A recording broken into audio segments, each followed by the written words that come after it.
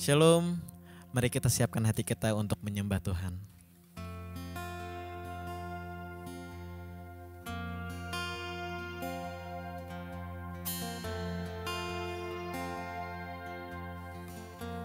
Penuhi hatiku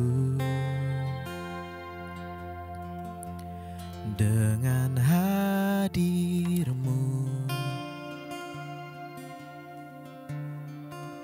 Ku rindu memandang wajah-Mu, oh Tuhan, di dalam kekudusan-Mu.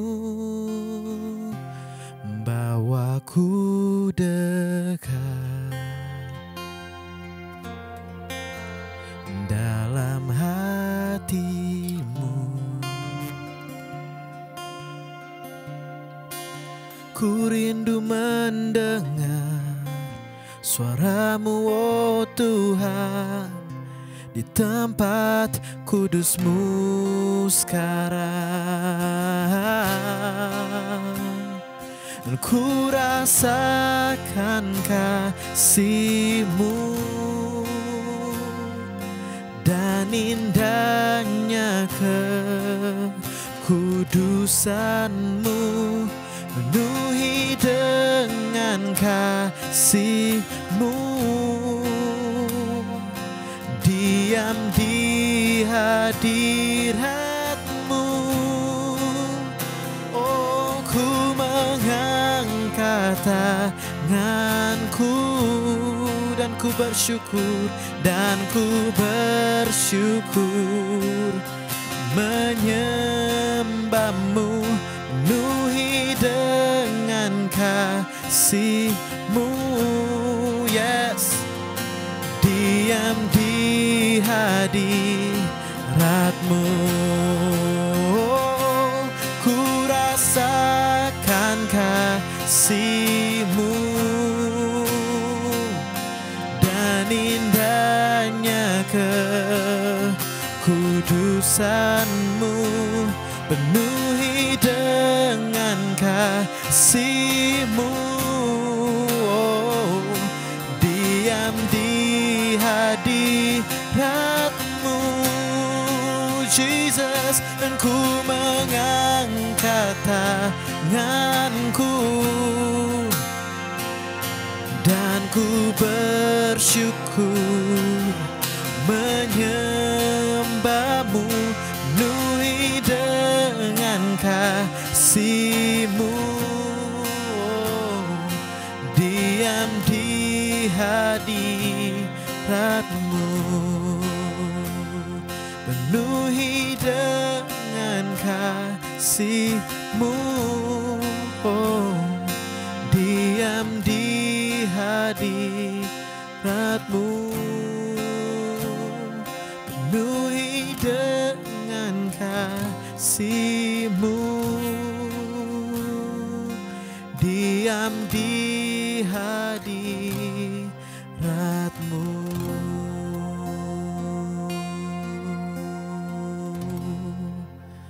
Amin. Mari kita siapkan hati kita untuk mendengarkan firman Tuhan.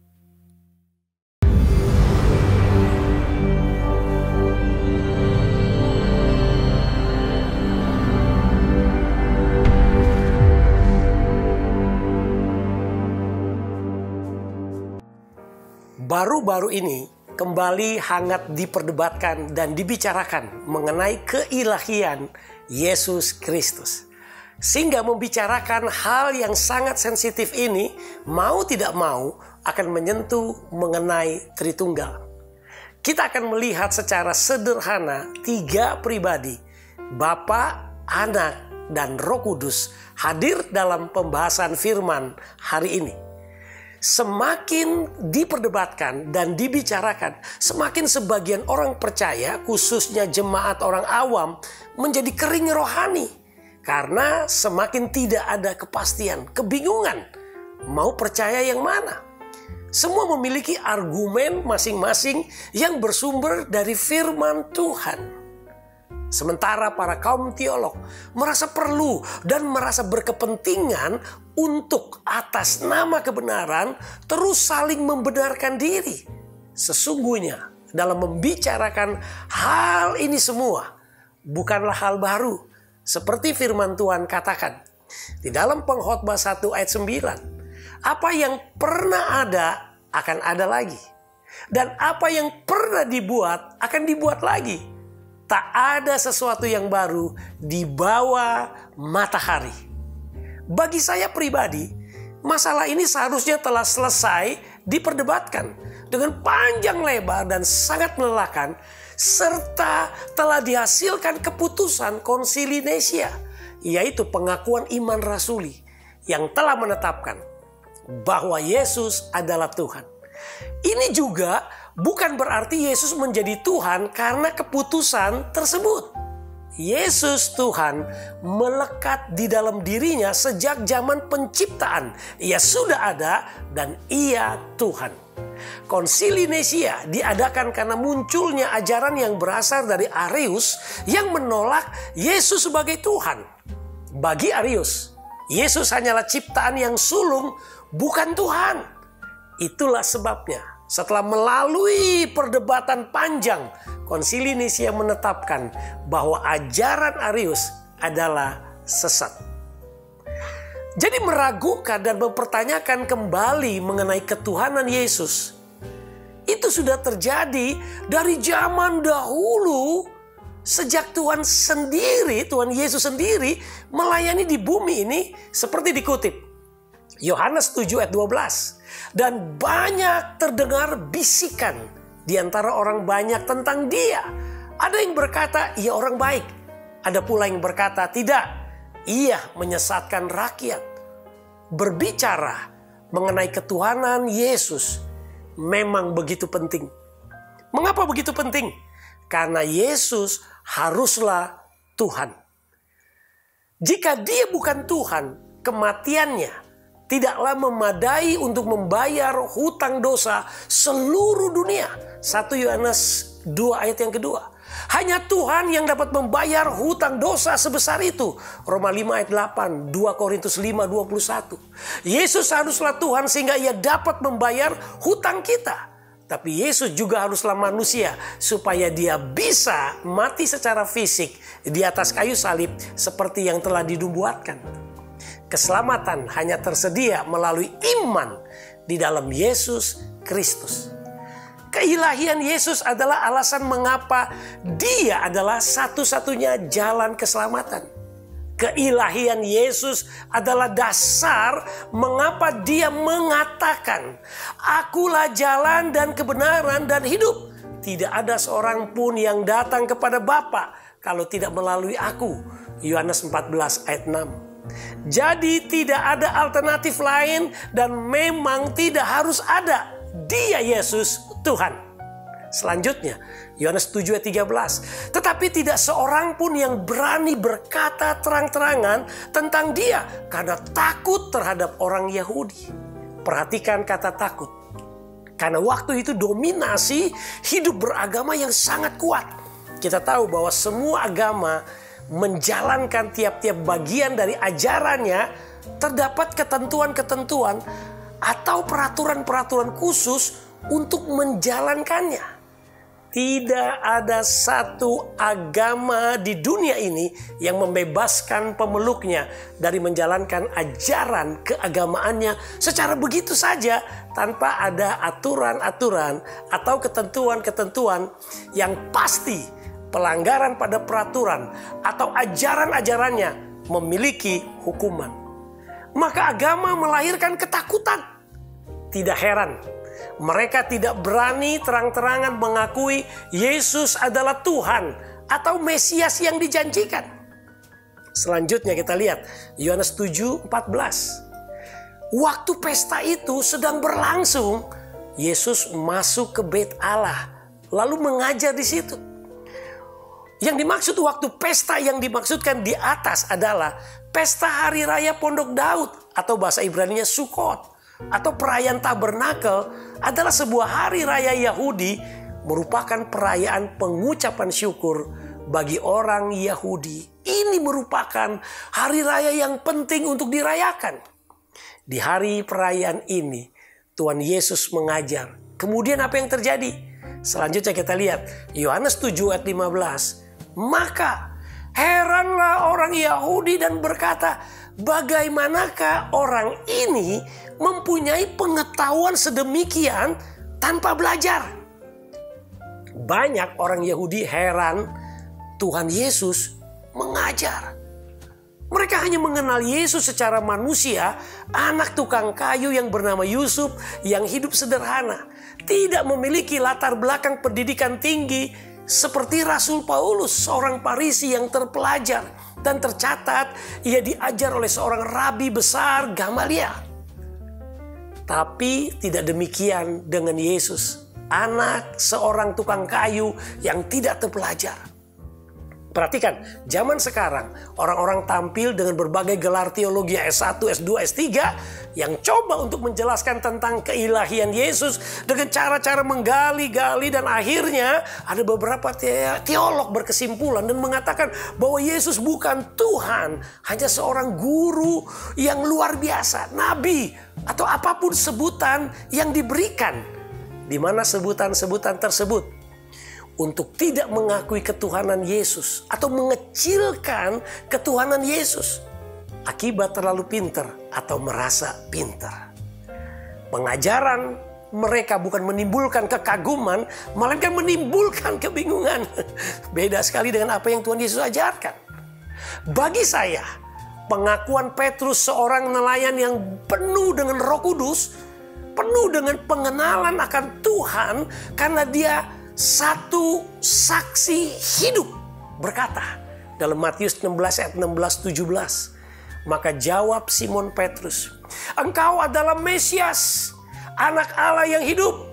Kata Yesus kepadanya, berbahagialah engkau Simon bin Yunus, sebab bukan manusia yang menyatakan itu kepadamu, melainkan Bapakku yang di surga.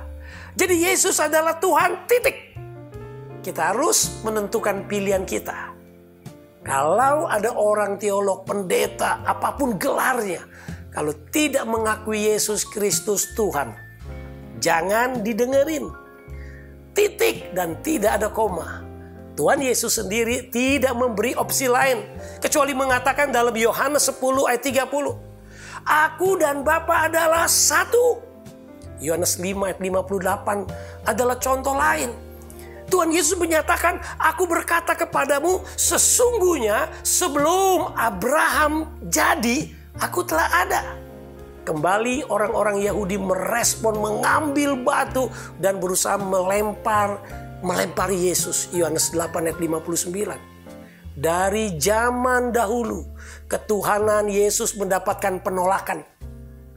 Jadi kalau ada sampai saat ini masih mempermasalahkan, jangan heran. Jangan takut dan jangan lemah. Tetap percaya Dia Tuhan. Yesus sendiri menyatakan identitasnya dengan jelas. Mengatakan, aku adalah. Yang merupakan penerapan langsung dari nama Tuhan dalam perjanjian lama. Aku adalah aku. Keluaran 3 ayat 14. Yohanes 1 ayat 1 mengatakan, firman itu adalah Allah. Melalui Yohanes 1 ayat 14 kemudian dinyatakan firman itu telah menjadi manusia.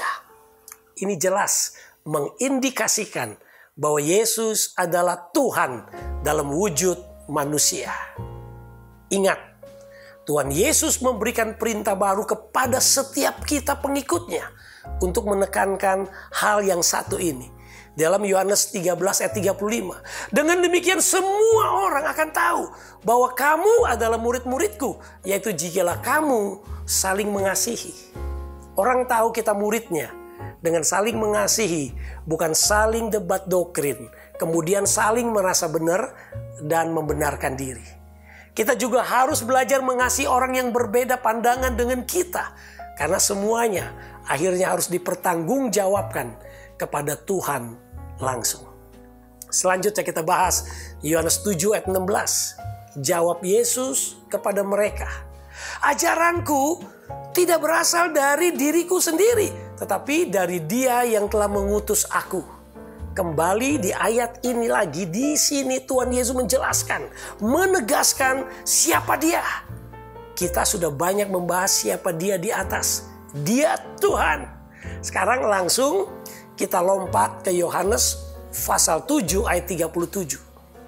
Pada hari terakhir, yaitu pada puncak perayaan itu, Yesus berdiri dan berseru, "Barang siapa haus, baiklah ia datang kepadaku dan minum." Ayat 38-nya. "Barang siapa percaya kepadaku, seperti yang dikatakan oleh kitab suci, dari dalam hatinya akan mengalir aliran air hidup." Pada hari terakhir perayaan Tabernakel, di mana perayaan ini juga untuk merayakan dan memperingati kehadiran dan penyediaan Tuhan bagi bangsa Israel di padang gurun. Tidak hanya Tuhan menyediakan mana dari surga dan air dari batu, hadirat Tuhan sendiri berdiam di tengah-tengah orang di tabernakel perjanjian itu. Sekarang di dalam Yesus, firman yang telah menjadi daging, Tuhan datang ke kemah di antara kita. Karena Yesus tidak dapat tinggal di dalam daging, Dia berjanji mengirimkan Roh-Nya untuk tinggal bersama murid-muridnya untuk selama-lamanya. Yohanes 14 ayat 17. Yesus berbicara tentang janji ini pada perayaan Tabernakel. Dan janji ini kita tahu telah digenapi di dalam loteng atas di Yerusalem. Pada hari Pentakosta, hari turunnya Roh Kudus. Mengirimkan Roh untuk tinggal bersama kita selamanya. Sehingga sungai air hidup dapat mengalir dari dalam kita dan memberkati ke dunia yang haus. Dan akhir-akhir ini saya menemukan banyak orang haus akan kebenaran. Haus akan Tuhan. Menjerit-jerit di mana Tuhan dan di mana Tuhan. Kalau kita menemukan ajaran tentang Yesus bukan Tuhan, tetapi yang lain, tidak heran kita akan menjadi haus dan haus lagi. Mencari ke sana dan ke sini, ikut pendeta itu dan pendeta ini, ikut paham teologi ini dan itu. Intinya selama pengakuan atas Yesus bukan Tuhan, jangan dipercaya. Kalau kita percaya bahwa Yesus adalah Tuhan dan telah menerimanya sebagai Tuhan dan Juru Selamat dan memiliki persekutuan pribadi dengannya, maka dapat kita alami mengalir aliran air hidup itu di dalam kita. Saya kenal Tuhan sudah 40 tahun. Berdoa dalam nama Yesus, banyak yang dikabulkan. Dibaptis atas nama Tuhan Yesus. Dan saya 100% percaya akan keselamatan saya untuk masuk surga. Bukan karena hasil usaha dan kebaikan saya yang saya perbuat, melainkan karena anugerahnya dan karya penebusannya di atas kayu salib. Ingat bahwa Tuhan Yesus datang tidak membawa konsep agama, melainkan konsep baru, persekutuan dengan Dia. Maka seringkali kedekatan dan persekutuan itu dianalogikan seperti Bapa dan anak, pokok anggur dan carangnya, guru dan murid, tubuh dan anggota tubuhnya. Ini bukti Dia menginginkan fellowship dengan kita secara pribadi. Bukan untuk berdebat, meragukan ketuhanannya, keilahiannya, sehingga membuat bingung dan kemudian membuat kita kering dan kering. Bacalah kitab suci. Baca buku-buku rohani dan dengarkan khotbah-khotbah dan pengajaran-pengajaran yang meninggikan dan mengagungkan Tuhan Yesus Kristus. Serta yang mengajarkan kita untuk lebih dekat dengan pribadinya. Tujuan kehidupan kekristenan adalah yang dicatat Efesus 4:13. Kita semua mencapai kesatuan iman, unity. Iman dan pengetahuan tentang anak Allah menjadi dewasa, yaitu maturity. Dan kepenuhan Kristus, Christ likeness. Atau seperti yang dikatakan Rasul Paulus katakan bahwa tujuan hidupnya, Filipi 3:10, supaya aku mengenal Dia. Mengenal Tuhan akan merubah saya dan saudara sehingga kita bisa menjadi seperti Dia. Buanglah segala penghalang yang merintangi kita untuk meragukan Yesus Tuhan. Kalau kita kering, ini tandanya untuk kita datang dan mendekat dengannya dan mendapatkan aliran air kehidupan. Hari ini Tuhan mau untuk kita semua dekat dengan Dia dan mengalami Dia. Datang dan hampiri Dia. Dan yang haus minum, yang kering izinkan kehidupannya itu mengalir. Dan aliran air kehidupan itu akan menumbuhkan kerohanian setiap kita. Ya, pertumbuhan yang akan menghasilkan buah roh, yaitu cinta, kegembiraan, kedamaian, kesabaran, kebaikan, kesetiaan, kelembutan, dan pengendalian diri menjadi lebih nyata dalam hubungan kita dengan orang lain dan juga dengan diri kita sendiri. Galatia pasal 5, 22-23. Jika kita kering, tidak ada damai, sukacita, kegembiraan, kebaikan, kelembutan, dan kesabaran, mari datang kepadanya dan Ia akan memberikan kelegaan. Hari ini, siapapun yang hari ini mengalami kekeringan rohani, jenuh, bosan, dan gesang karena terlalu banyak problem, masalah di dalam kehidupan ini. Pikiran kita ini membutuhkan terobosan dari Tuhan dan meminta Tuhan mengalirkan air kehidupan. Letakkan tangan kanan kita di dada dan mari kita berdoa. Tuhan Yesus, Engkau Tuhan dan Juru Selamat. Lihatlah setiap kami yang saat ini membutuhkan pertolongan dan jamahan-Mu bertemu secara pribadi. Hamba berdoa dalam nama-Mu, nama di atas segala nama, itu nama Tuhan Yesus. Jamah dan bukakan jalan dan pikiran setiap anak-anak-Mu untuk mendapatkan jalan yang terbaik. Dalam nama Tuhan Yesus Kristus, hamba berdoa. Amin. Saya Daniel Ong dari Gereja Oikos Online Australia. Tuhan Yesus memberkati.